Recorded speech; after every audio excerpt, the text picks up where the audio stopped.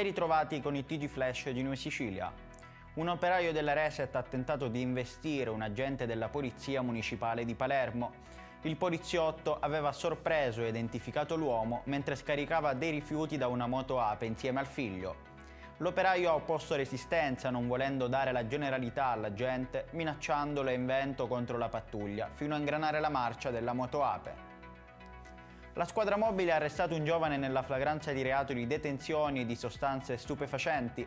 A seguito della perquisizione del mezzo, i poliziotti hanno sequestrato 10 panetti di hashish per un peso complessivo di 1 chilogrammo. Nella fase del controllo il giovane aveva tentato di distrarre gli agenti, riferendo che doveva recarsi subito al lavoro per alcuni appuntamenti già programmati. Un cittadino extracomunitario di 24 anni è stato arrestato nei giorni scorsi dai carabinieri di Santa Croce Camerina mentre era intento a rubare all'interno di un'abitazione privata situata in contrada Chiuse Nuove. Il proprietario dell'abitazione, solitamente utilizzata durante il periodo estivo, si trovava in zona proprio perché aveva già subito un furto poco tempo fa e voleva dunque sincerarsi che il fatto non si ripetesse.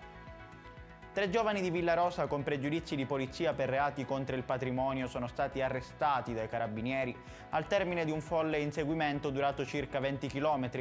I 3 sono stati bloccati nel corso della successiva perquisizione, sono stati rinvenuti vari arnesi da scasso e passamontagna.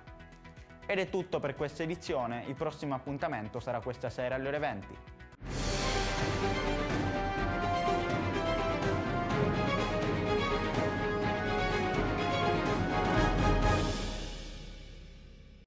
Natale ad Acireale. Dall'8 dicembre all'8 gennaio nel centro storico mercatini, circuito dei presepi d'arte, la casa di Babbo Natale, la pista di pattinaggio sul ghiaccio, concerti musicali nelle chiese, laboratori, il trenino turistico natalizio, oltre a tante iniziative di solidarietà.